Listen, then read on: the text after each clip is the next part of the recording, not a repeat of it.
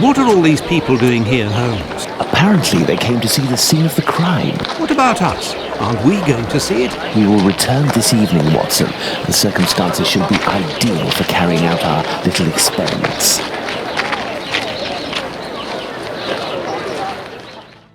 Well, Watson, we are at the scene of the Polly Nichols murder. Imagine the victim lying at the spot where she was found and try to discern all of the clues we can. Watson, you are a writer. I am therefore entrusting you with our deduction board. It will help us to establish certain facts. Understood, Holmes.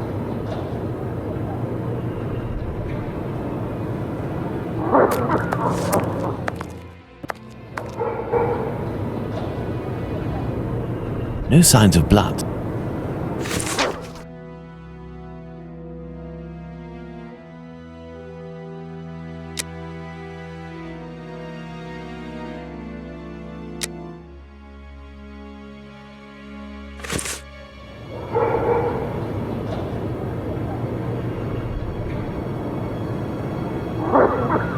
Let's look at this poor woman more closely.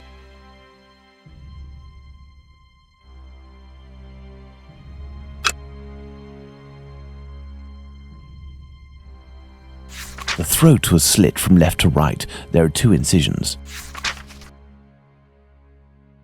There's a bruise on the left cheek. There's a bruise at the level of the right maxilla.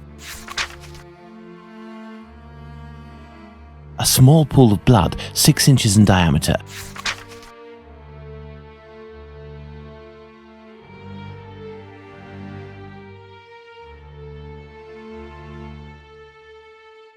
The tongue is swollen.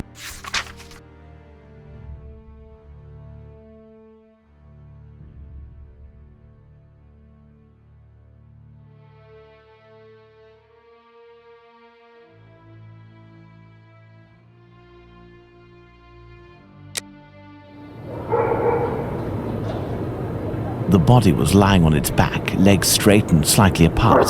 The skirt had been lifted up to the middle of the body. The left hand was touching the barn door. The body was still warm. Let's reread the preliminary report for the details on the wounds inflicted upon this poor woman. There is a black bonnet near the left hand. No marks on the ground. The ground is muddy.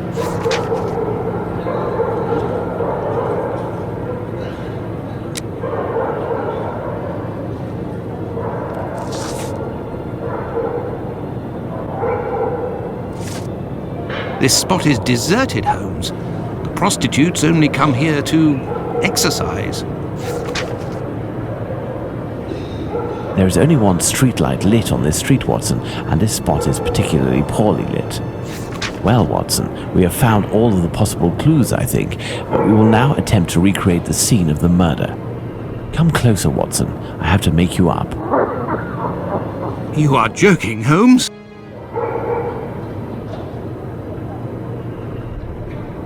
I feel ridiculous, Holmes. Now, Watson, come and stand here in front of me. You shall play the role of the poor woman and I shall play that of the murderer. Let's try to reconstruct the facts to ensure the final result corresponds indisputably to the way that Polly Nichols was killed.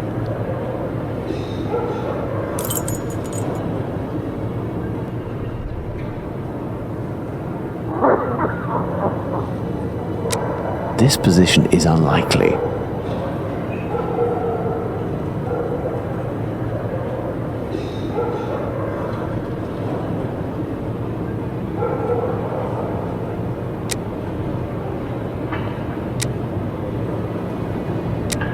Yes, it's quite possible the events occurred like this.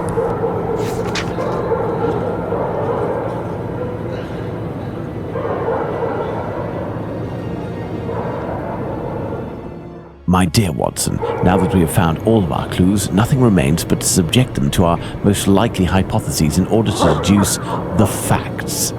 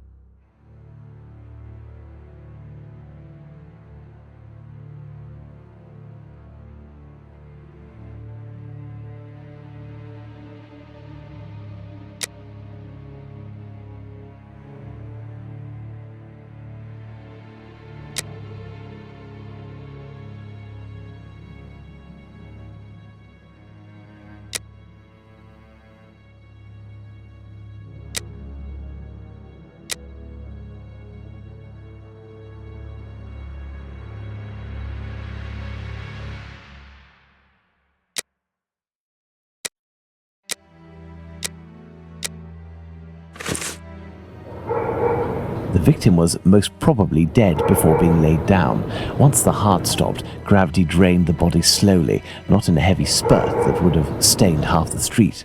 Thank you, Holmes. I understand why you told me not to change clothes. Do you realize that our behavior didn't alarm anyone? The victim's ordeal was even more discreet. By acting in silence, we have confirmed something. The crime definitely took place here. The victim and her murderer were able to come here without making any noise, and afterwards the murder took place without the slightest cry being uttered. Come, Watson, let's go home. We have spent far too long in this sinister alley. And so, my dear Watson, the day and night which we passed in Whitechapel were enlightening, weren't they? An adventure that I most certainly will never relate. To be in the skin of that poor woman. I prefer not to speak of it further. But have we really learned anything about the murderer? Obviously a man, given the necessary strength. We have little to go on, at least no more than the police. But in my opinion, Inspector Aberline has a trick or two up his sleeve. No, I want to talk about the facts and what we can draw from them. We know where the crime was committed and under what conditions. I would like to ask you about the possible motives for the crime. According to you, Watson, what could have pushed the murderer to act in such a way?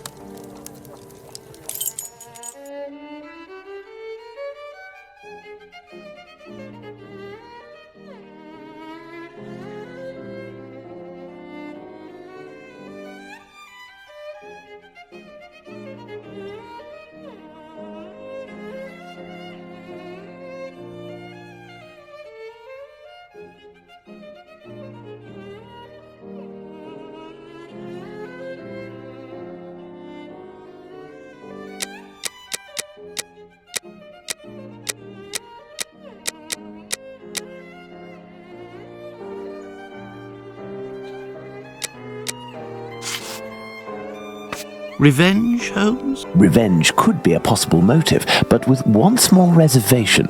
We have reason to believe that the victim considered her murderer to be a typical client.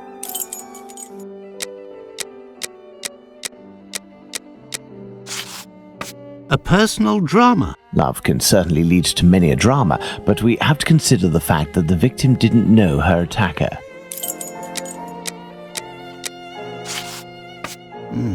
Theft, perhaps. I have a hard time believing that someone would attack poor Polly so fiercely just to rob her of a few coins. Homicidal insanity, Holmes. It is indubitable that the man who did this to Polly Nichols is not of his full senses.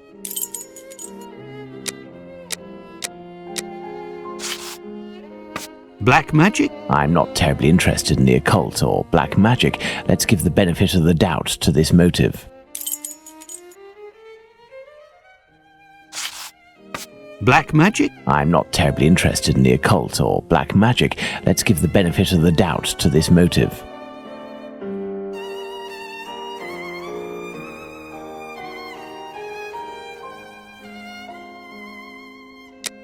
Well, we are still missing certain information in order to finish this investigation, Watson.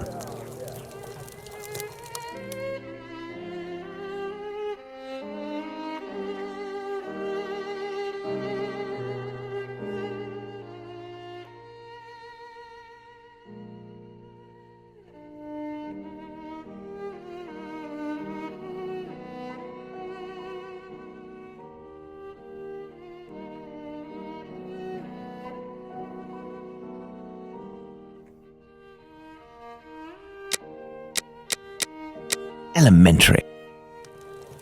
Very well, Watson. I think that we've exhausted the topic. Take a rest and we'll speak again later. Ah, it would seem that the investigation is advancing, Holmes. Yesterday's Star said that a suspect is in the hands of the police, a man with a rather sinister reputation. I was about to join you in your optimistic outlook until you informed me that the good news came from the press, Watson. But surely they wouldn't invent the fact that the police are holding a suspect, or the acts that are attributed to him. You will have an exact answer to these two questions in less than 50 seconds, Watson. Pardon? Enter, Inspector. Good day. Dear Watson, allow me to introduce Inspector Aberline, Inspector Dr. Watson. Inspector? To what do we owe the honour of your presence, Inspector? I heard that the two of you made your way to Whitechapel a few days ago. Your arrival, you are aware, coincides with a very serious affair which our police service is going to great lengths to solve and which is creating strong tensions in the area. Pardon me, but haven't you arrested someone? A certain Leather Apron?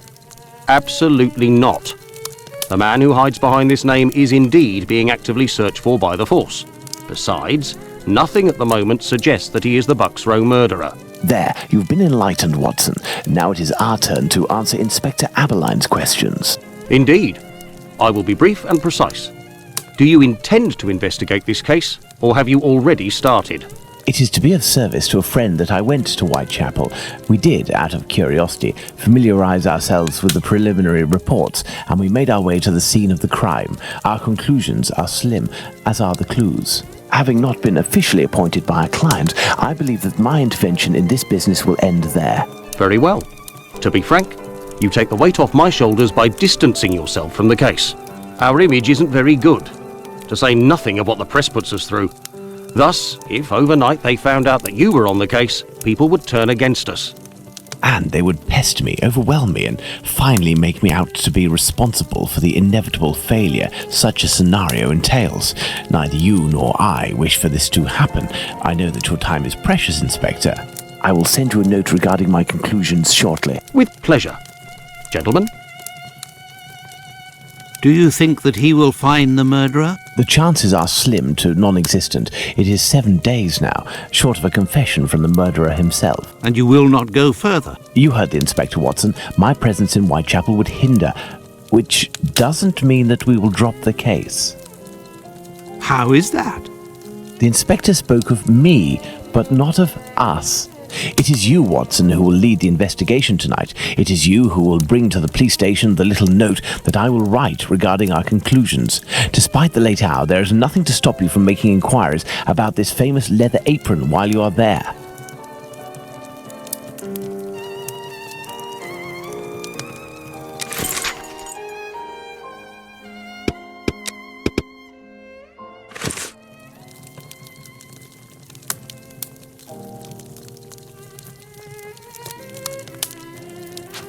What? You still haven't left for Whitechapel, Watson?